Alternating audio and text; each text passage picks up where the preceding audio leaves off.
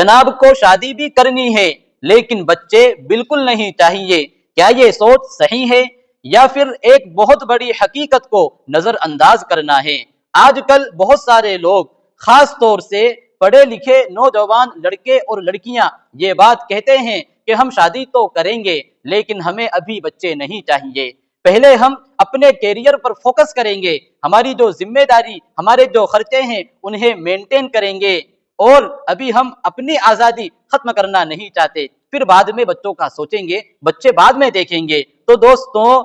اس طرح کی سوچ کے ساتھ بچے پیدا نہ کرنا، بیوی حاملہ اور پریگنینٹ نہ ہو، اس کے لیے چیزوں کی استعمال کرنا، کوشش کرنا، کیا یہ جائز ہے یا پھر ایسا کرنا گناہ ہے؟ شرعی اعتبار سے اس بارے میں وضاحت کیا ہے؟ تو آج اسی پر ہم چرچا کرنے والے ہیں کہ اسلام اس بارے میں کیا کہتا ہے۔ تو آپ توجہ کے ساتھ پوری بات سنیں، اچھی طرح سمجھیں اور اپنے دوستوں میں بھی شیئر کریں۔ دیکھیے، نکاح حضور صلی اللہ علیہ وسلم کی ایک بہت بڑی سنت ہے۔ آپ صلی اللہ علیہ وسلم کا ارشاد مبارک ہے، النکاح من سنتی، کہ نکاح میری سنت ہے۔ ایک اور روایت میں ہے، فمن رغب عن سنتی فلیس منی، کہ جو شخص میری سنت سے اعراض کرے گا، میری سنت سے منہ موڑے گا تو وہ مجھ میں سے نہیں ہے۔ یعنی اسلام میں نکاح کی بڑی اہمیت ہے، اور اسی طریقے سے نکاح کے کئی سارے مقاصد ہیں، جیسا کہ ایک مقصد نکاح کا یہ بھی ہے کہ نکاح کے ذریعے سے انسان اپنی خواہش کو، اپنی ضرورت کو جائز طریقے سے پورا کرے، اپنے آپ کو گناہ سے بچائے، زناکاری بدکاری سے بچائے۔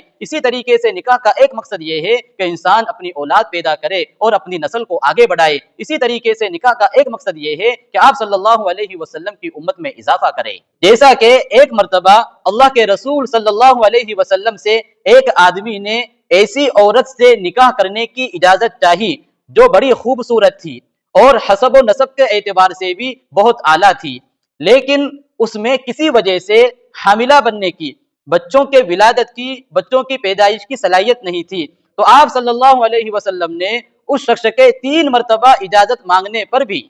جبکہ وہ عورت خوبصورت تھی، حسب و نسب کے اعتبار سے بھی اعلیٰ تھی، 3 مرتبہ اجازت مانگنے پر بھی منع فرما دیا۔ جب تیسری مرتبہ اس شخص نے اجازت چاہی تو آپ صلی اللہ علیہ وسلم نے اس سے فرمایا، ایسی عورت سے نکاح کرو جو خوب محبت کرنے والی ہو اور جس میں بچوں کی ولادت کی، بچوں کی پرورش کی صلاحیت زیادہ ہو، کیونکہ کل قیامت کے دن میں تمہارے ذریعے سے دوسری امتوں پر فخر کروں گا۔ دیکھیے، اس حدیث شریف میں اللہ کے نبی صلی اللہ علیہ وسلم نے اس عورت کے خوبصورت اور حسب و نسب کے اعتبار سے اعلیٰ ہونے کے باوجود بھی اجازت کیوں نہیں دی؟ اس لیے کہ اس عورت میں حاملہ بننے کی، بچوں کے ولادت اور پرورش کی صلاحیت نہیں تھی۔ تو پتہ چلا کہ نکاح کے مقاصد میں سے ایک مقصد یہ بھی ہے کہ اولاد اور بچے پیدا ہوں، انسان کی نسل آگے بڑھے، اس کی نسل کا سلسلہ آگے بڑھتے رہیں۔ تو اب اگر کوئی شخص نکاح کرے، شادی کرے، لیکن بچے پیدا نہ کرے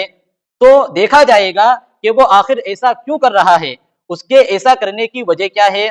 اگر کوئی شخص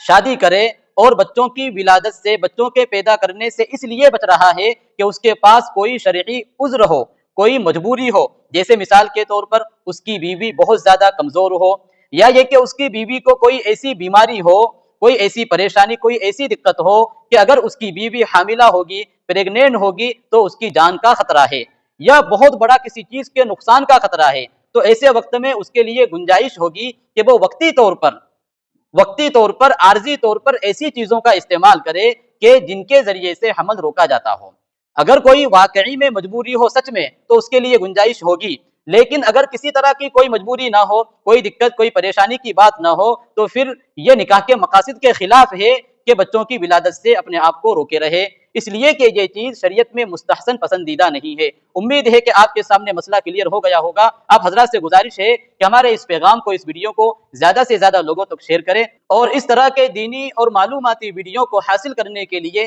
ہم سے جڑے رہیں۔ السلام علیکم ورحمۃ اللہ وبرکاتہ۔